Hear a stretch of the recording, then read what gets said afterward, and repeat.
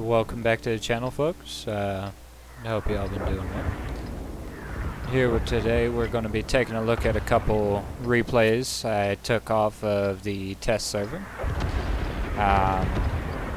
We got a quick video of the brand new Tier 10 Soviet double-barreled heavy tank, the ST2. I did try to get some footage of the Tier 8 and 9 off of the test server as well, but unfortunately, Matchmaker is not very kind to anyone playing anything but Tier 10s. However, I think this clip, as short as it is, does demonstrate quite well the characteristics of the tank. It's a very nice looking tank. I have the blue winter Soviet camouflage from, I believe this one was 2017 on here, in this one. As you can see, it is a bit unique. It does have two barrels, as does the Tier 8 and 9, branching off from the KV3 in the upcoming patch, as I'm sure most of you know. And this one has two double barrel guns that do 440 average damage, I believe. Very, very healthy amount of damage. Full reloads for both guns is about 22 seconds, but for each gun is closer to about 11. Of course, for the double shot, you do have that time in between after the guns have both fired, so that does damage your DPM a bit, but it's definitely useful taking out a low health target. As you see here, this is just demonstrating the preparation phase for firing both shots. A lot of times tanks will drive by that part of the road, and I was hoping to catch one in the side, but not that way. Now the SD2, just like the other Soviet double barrel tanks, including the premium one, does have a very wide turret, which means the turret cheeks are a bit vulnerable, but if you angle well, it's not too much of a problem. And this T-57 just got way off guard.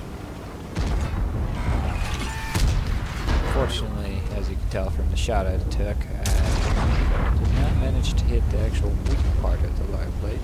Bounced off it marvelously, but good demonstration of the double barrel firing right there with the reload time. As you can see, I'm just about to finish reloading the second gun now. And then this is kind of an intermittent firing range, kind of like an auto-reloader or an auto-loader. It does interrupt the first shell's reload though, so just gotta watch out for that if you are in a situation where DPM is more favorable than immediate damage. And facing off against another side-scraping ST2, you can see just how well the thing can side-scrape. Unfortunately, because of the barrels being set to the side of each other, you can't really peek out around corners quite the same way you could with other tanks. And here we get a nice shot into the T-57 Heavy. Thank you very much for angling. There you go, 2 shots out. I do manage to bounce hefty amount of damage here.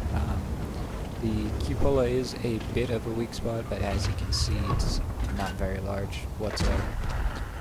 And the biggest weak part when one of these is pulled down is really just the front of the turret cheeks. And even then, you need a relatively good amount of penetration to do so. But the actual whole armor isn't all that different from the normal ST1. As you can see there, just easy, clean shot.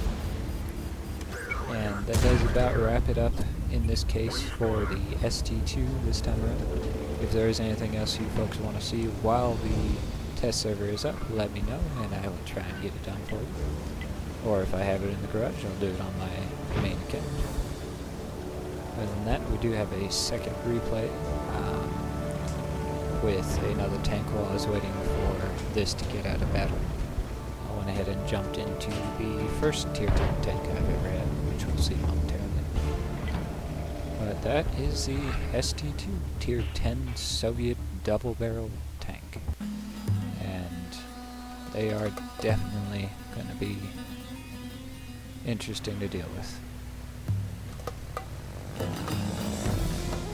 here we have another battle, the T-110E3 American Tier 10 non-turreted tank destroyer.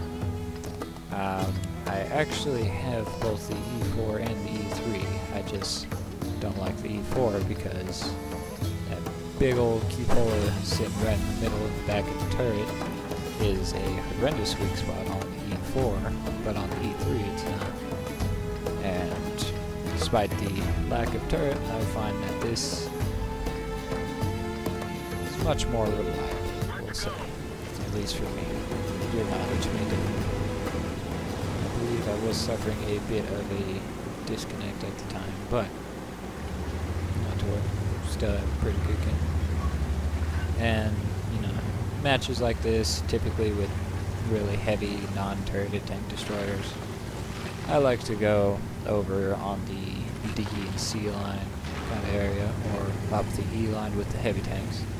But, as you can see from the minimap, there is plenty of competition for good spots over there. So I decided to take a route where no one was going, because, you know, I can see the map and I'm smart enough to actually realize that someone needs to go there. And we've all had teams like that, right? Anyways, I saw the Skoda over here, figured may as well go after him, make sure he can't harass the SDRV too much.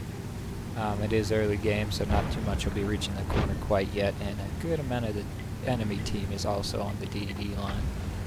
I do manage to light up the 60 TP, and I do take a shot, but not too concerned about that. The far bigger threat would have been letting the TVP get behind us while the 60 TP also dealt damage to us. I was hoping to catch this guy, but unfortunately the 103 on our team did take him out.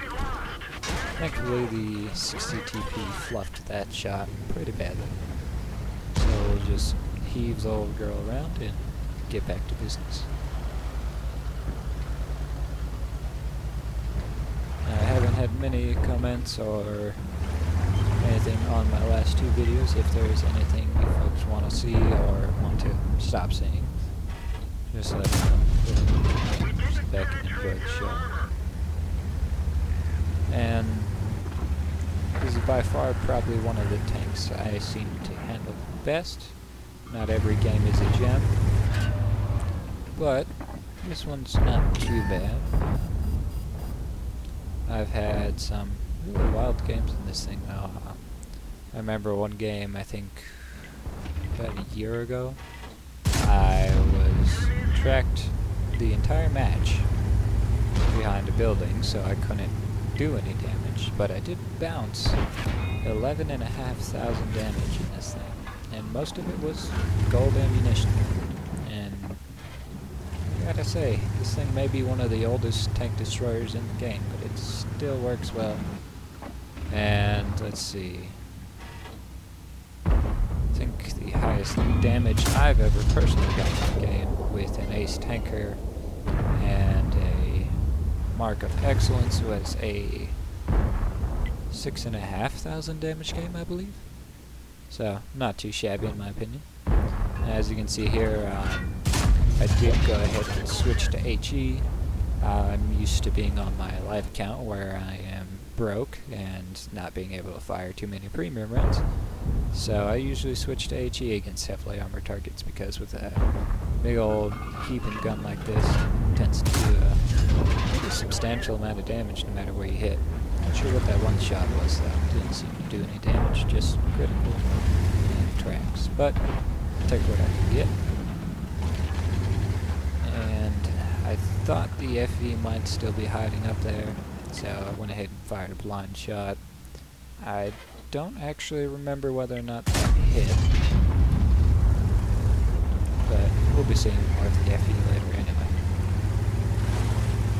Now in this video, a particular thing that I notice a lot in games, whether that be on test server, live server, sandbox, or any other setup, is that a lot of the times there's that no cap kill all mentality when you've got even the slightest edge on the other team.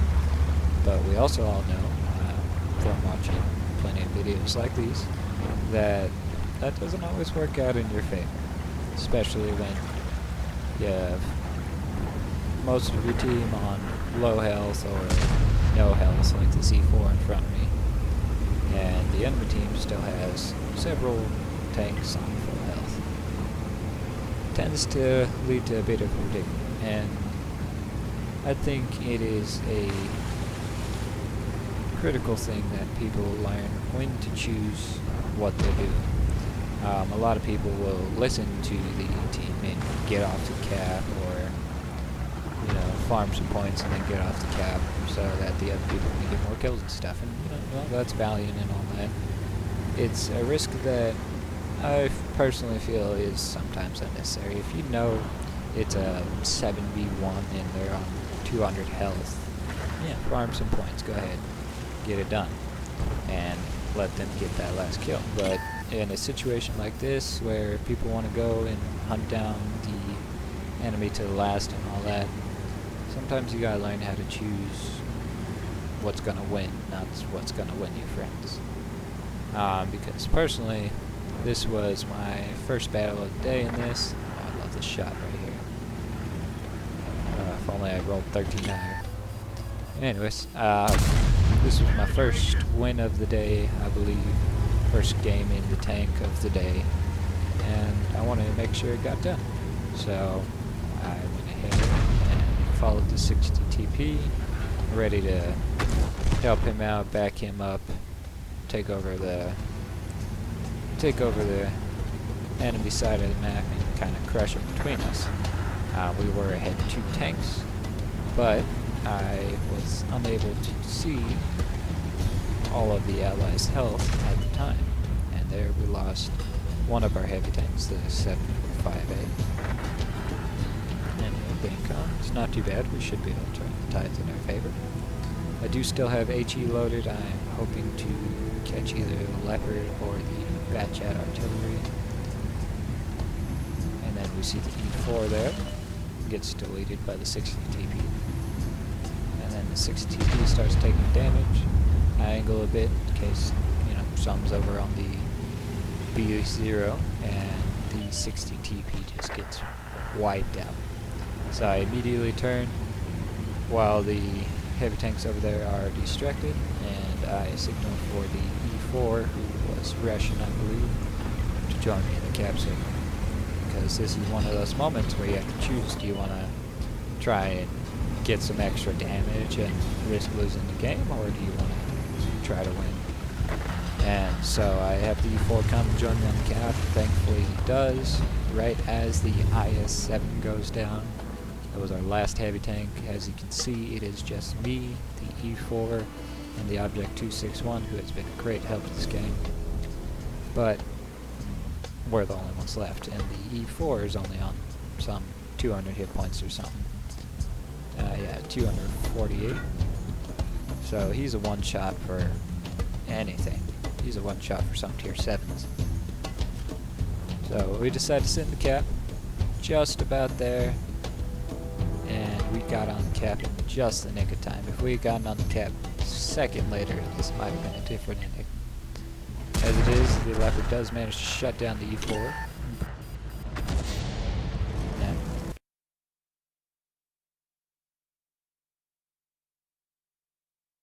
Game. So I'm not too upset. Highest damage on our team. 3rd or 4th highest in the match. And there you have it.